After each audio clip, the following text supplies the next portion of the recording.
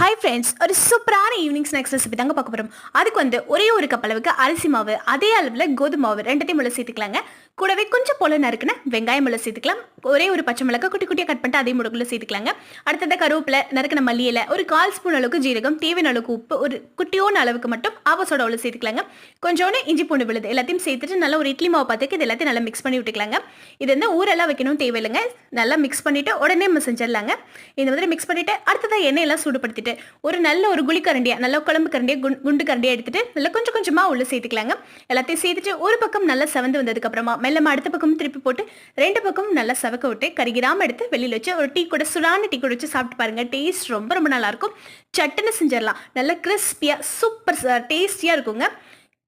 அருமையான ஒரு சூப்பரான ஒரு ஈவினிங் ஸ்நாக்ஸா இருக்கும். கண்டிப்பா நீங்களும் ட்ரை பண்ணி பாருங்க.